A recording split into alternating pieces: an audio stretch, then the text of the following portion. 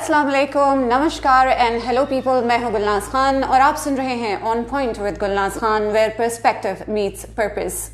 माफ़ी चाहती हूं आप सबसे, पिछले शो में जो भी वाईफाई की ख़राबी की वजह से हम बातें करते जा रहे थे, लेकिन हमारी पूरी बातें आप तक नहीं पहुंची।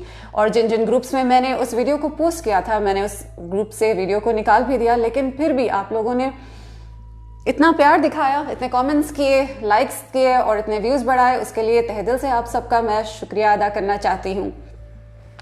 सोचा कि वही टॉपिक अभी मैं रिपीट कर दूँ इसी वीक में, लेकिन दुनिया में आजकल एक नया समा बांधा हुआ है और वो है पॉलिटिक्स का, और मेरे दिल और दिमाग पर भी यही टॉपिक छाया हुआ है। तो मैंने सोचा चलो, दिल से जो बात निकलती है असर रखती है, पर नहीं ताकते परवाज़ रखती है। तो मैं चाहती हूँ कि मेरे दिल से जो बात निकलेगी आपके दिल पे ठीक जाकर लगे। तो पॉलिटिक्स पर आज हम बात करेंगे। अमेरिका में इलेक्शन चल रहा है, इलेक्शन हो गया है, अभी उसके रिजल्ट्स काउंटिंग हो रही है और हमें सून आई थिंक 1-2 दिन में पता चल जाएगा कि अमेरिका के न्यू प्रेसिडेंट कौन है। Although I think we almost know कि who is the president of the United States of America right now, लेकिन फिर भी एंड तक हम कुछ नहीं कह सकते। तो politics is such a huge topic to talk about. तो मैंने यहाँ पर 2 पॉलिटिक्स के पहलू चूज किए हैं। एक election campaign, how the candidates run election campaigns और उनकी क्या स्ट्रैटेजी होती है from their point, from their perspective, and how the voters take the election campaigns and what makes them decide their candidate। तो हम 2 तरफ से देखेंगे, psychology of the candidates and election campaigns and the psychology of the voter as well। इन 2 चीज़ों पर आज हम show में चर्चा करेंगे। एक और चीज़, मैंने जब कल पोस्ट किया था पॉलिटिक्स बिहाइंड पॉलिटिक्स अपने शो नोटिफिकेशन पर, तो किसी ने मुझसे सवाल किया कि what is this politics behind politics। तो let's get into the definition of politics। Dictionary definition of politics क्या है? डिक्शनरी definition of politics है policies enacted to govern a state or policies enacted to run a government। आपको इसमें क्या negative लगा? There is nothing negative about this whole thing। लेकिन हम politics लफ्ज को अपने इंस्टीट्यूशंस में, अपने it was only for state government के लिए था, लेकिन हम अपने इंस्टीट्यूशंस में उसको ला चुके हैं, कॉर्पोरेट वर्ल्ड में ला चुके हैं, यहाँ तक कि हम अपने घरों में ला चुके हैं, दोस्तों में ला चुके हैं। हर जगह हम बड़ी आसानी से पॉलिटिक्स वर्ड को यूज करते हैं। ये क्यों हुआ और कैसे हुआ? What went wrong that a positive meaning of politics changed to a negative connotation? उसकी एक ही वजह हो सकती है, Politics was using power to govern a state, है ना? और जब पावर किसी के हाथ में आ जाता है, you get a powerful feeling and then you don't want to let that feeling go away. आप चाहते हैं कि पावर आपके साथ हमेशा रहे, या फिर अगर पावर है भी तो you want to increase it, you want to take it to the next level.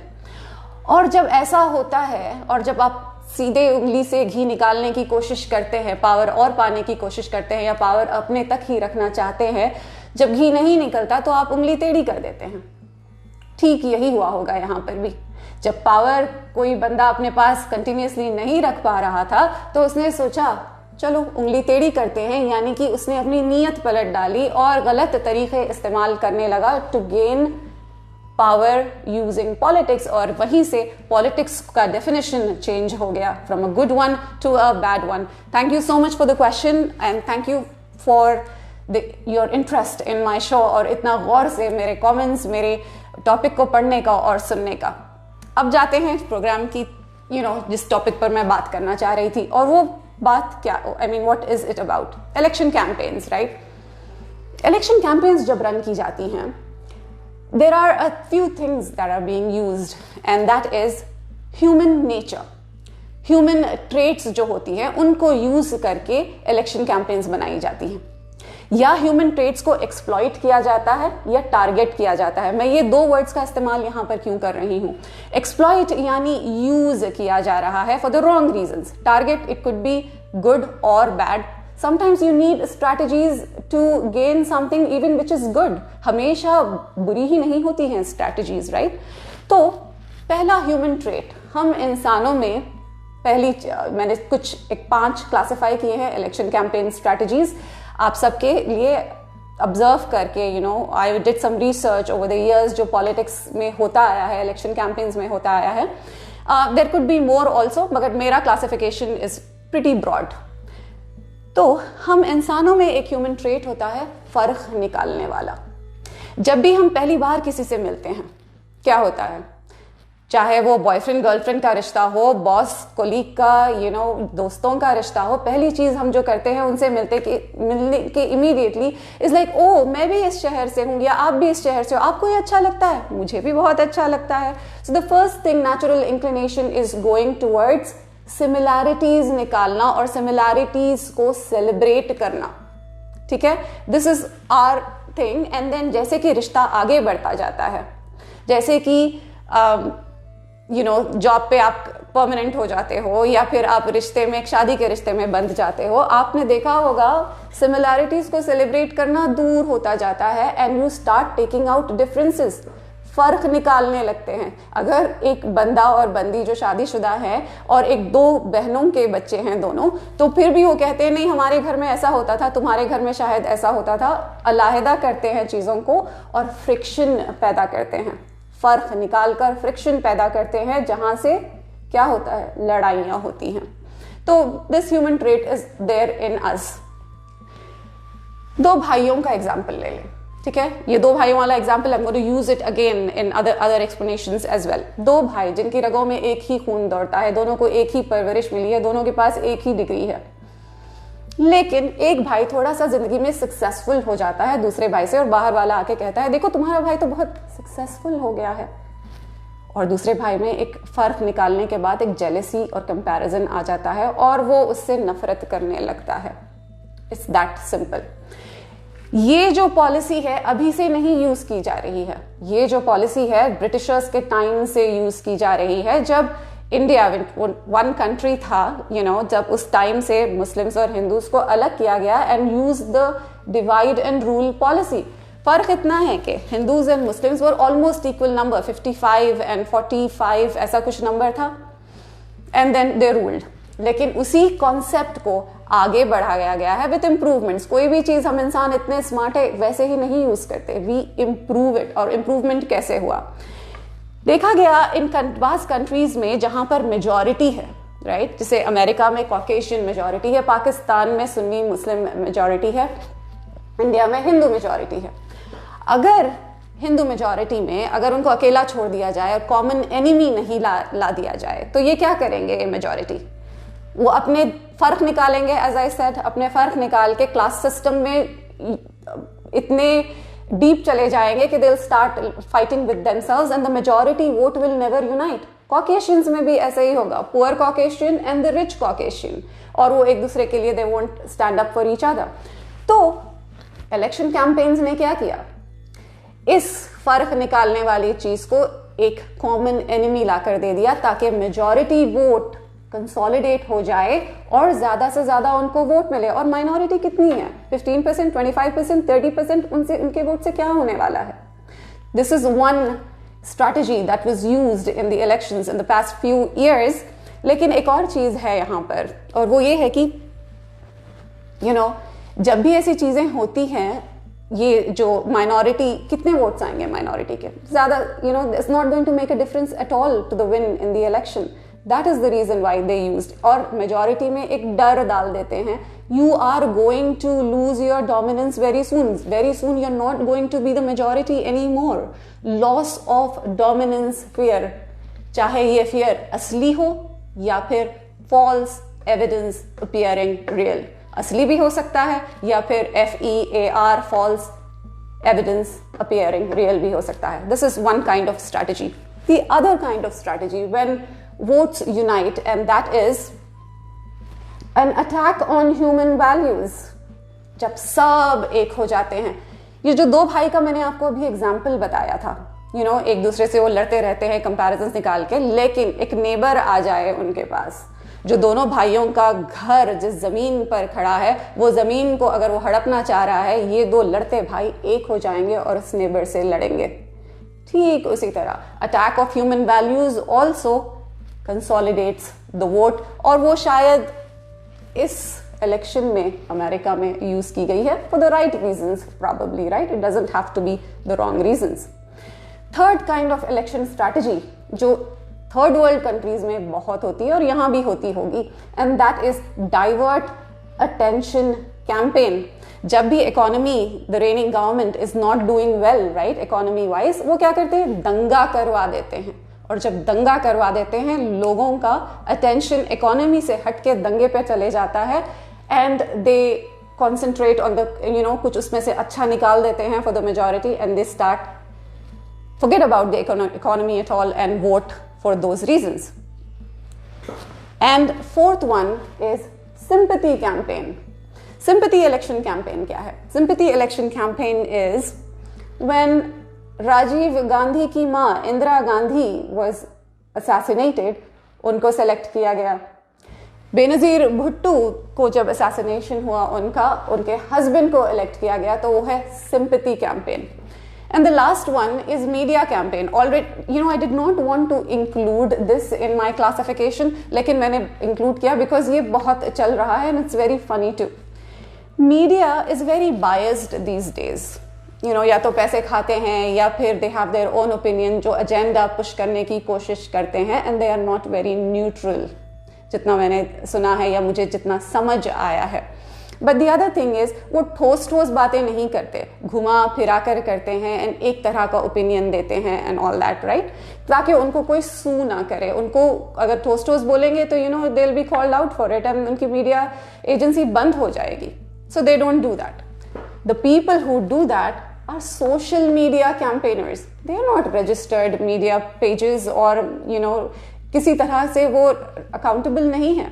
तो वो क्या करते हैं, कोई भी एक अच्छा सा ग्राफिक डिजाइन करके एक पोस्टर बना के सारा दुनिया में सर्कुलेट कर देते हैं, एंड आम जनता जो है, आम पब्लिक जो है, उसको रियल मानने लगती है। उसको क्या करती है, रियल मानने लगती है। और जैसे कि नरेंद्र मोदी साहब को एक झाड़ू के साथ, एक छोटे से बच्चे को झाड़ू के साथ वो झाड़ू मार रहा था, उस तरह की पिक्चर नरेंद्र मोदी साहब को वहां पर बिठाकर फैलाई गई कि देखो, he was such a simple person, where he is coming from and where he is now and you need to support him. इस तरह की कैंपेन भी की जाती है। But as I said, in this campaign, in this election campaign in the US of A, attack on human values and racism जैसी चीजों पर कॉन्सेंट्रेट किया गया, और उसके लिए मुझे यहाँ पर एक शेर याद आ रहा है, होठ सी के देखिएगा, होठ सी के देखिए, पछताइएगा आप, हंगामे जाग उठते हैं, हंगामे जाग उठते हैं अक्सर घुटन के बाद। तो we talked about election campaigns. Now let's talk about voter psychology. Voters कौन है? Voters दो तरह के होते हैं, and that is habitual voter and election specific voter. Election specific voter वो है जो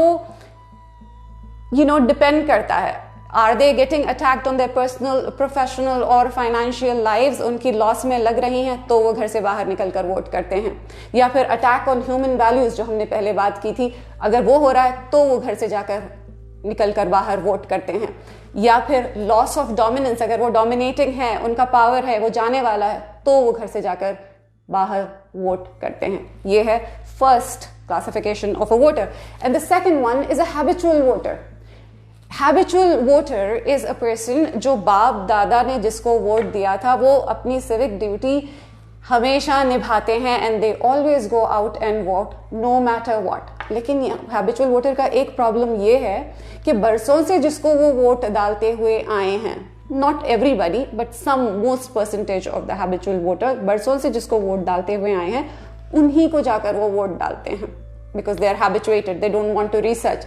अगर वो रिसर्च करते भी हैं तो पहले से अपना दिमाग बना लेते हैं, and then they go to these election campaigns and debates and everything only to reassure themselves reasons के लिए, और दूसरों को बोलने के लिए कि मैंने इस कैंडिडेट को क्यों चूज किया, दूसरों को बोलने के लिए कि why did I choose, उनको दिखाने के लिए कि why am I right। ये प्रॉब्लम है हैबिचुअल वोटर का। एंड ये जो हैबिचुअल वोटर और इलेक्शन स्पेसिफिक वोटर, ये मैंने नहीं बनाए हैं, I had read research from one of the Ivy League schools जिन्होंने रिसर्च की थी, तो मैंने वहां से पढ़ के आपको ये बताया है। And the next one is, कहा जाता है, रिसर्च कहती है अगेन, कि altruistic people vote a lot. You know, they are inclined towards voting, and self-centered people, they are not inclined to voting unless they are affected. So I think that's also the difference between election specific voter and a habitual voter.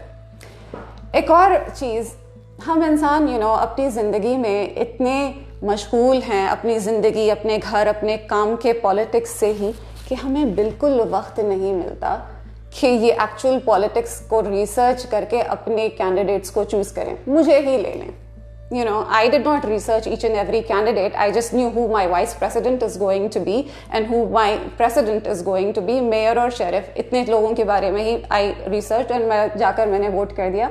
In fact, WhatsApp पे it was circulating, can we have recommendations from our masjid कि हमें, या मंदिर में से, कि हमें किसको वोट करना है।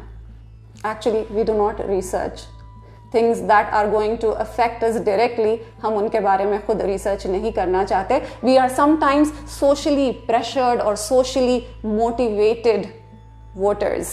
हम दूसरों को दिखाने के लिए या फिर for the heck of it करने के लिए कभी वोट देते हैं. एक और बात मैंने कहा था शुरू में कि I want to be very neutral and biased in my show, क्योंकि मैं चाहती हूँ कि मेरा show from religious controversies and political controversies अलग रहे.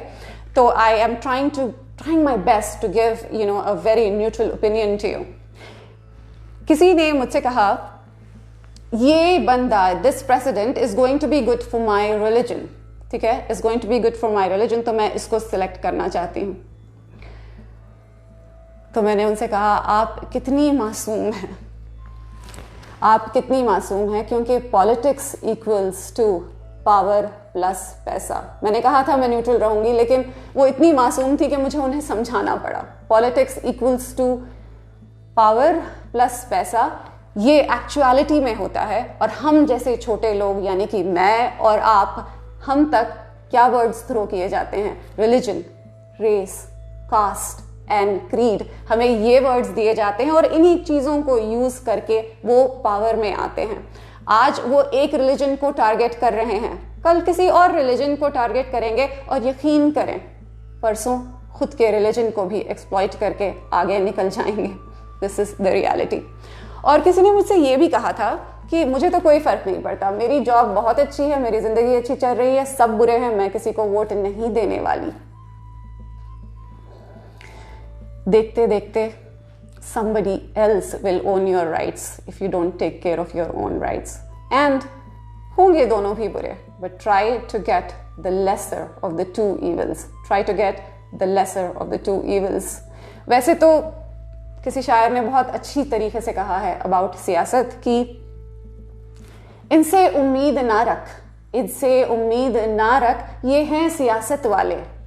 इनसे उम्मीद ना रख, ये है सियासत वाले, ये तुझसे मोहब्बत कभी नहीं करने वाले, ये तुझसे मोहब्बत कभी नहीं करने वाले. आज के लिए इतना ही. और कुछ लाइंस लिखे थे मैंने, बहुत जल्दी में लिखे थे, फिर कभी इसको रिफाइन करके अच्छी तरीके से सुनाऊंगी. लेकिन आज some crude lines from me on the topic सियासत. सियासत आपसे कुछ बोलना चाह रही है. मैं सियासत हूँ, मैं सियासत हूँ, मेरे हुक्म से चलती है तुम्हारी सरकार. चाहे जैसा भी हो मेरा काम, चाहे जैसा भी हो मेरा काम, हूँ मैं बड़ा बदनाम. उठाता जब हूँ फजलो अदल का मीज़ान, उठाता जब हूँ फजलो अदल का मीज़ान, तो मुजरिम कहता है, तो मुजरिम कहता है, सियासत आती नहीं तुझे कोई इंसाफ, आता नहीं तुझे कोई इंसाफ. हमदर्द किसी का बन जाऊं अगर, हमदर्द किसी का बन जाऊं अगर, तो कहता है, तो कहते हैं वोट चाहिए मुझको बार बार, तो कहते हैं वोट चाहिए मुझको बार बार. ऐसा कहती है मुखालिफ सरकार. देखा देखा, चाहे जैसा भी हो मेरा काम, हूं मैं बड़ा बदनाम. पर यह भी सच है, पर यह भी सच है कि ताकत के नशे में, पर यह भी सच है कि ताकत के नशे में कुछ ऐसा है हिसार कि बन जाता हूँ मैं भी गुनहगार. सुनकर अवाम की पुकार खेल जाता हूँ उनके जज्बातों से बेशुमार, खेल जाता हूँ उनके जज्बातों से बेशुमार. मैं सियासत हूँ, मैं सियासत हूँ, मेरे हुक्म से चलती है तुम्हारी सरकार। उम्मीद करते हैं आज का शो आपको पसंद आया हो। मिलते हैं अगले हफ्ते कुछ और टॉपिक के साथ, कुछ और मौजू के साथ, एंड देखते हैं लाइफ के टॉपिक पर ही बात कर लेते हैं as usual, unless something is fierce is going on around in the world। बहुत बहुत शुक्रिया इस शो के साथ मेरे साथ रहने के लिए। Thank you and Allah Hafiz.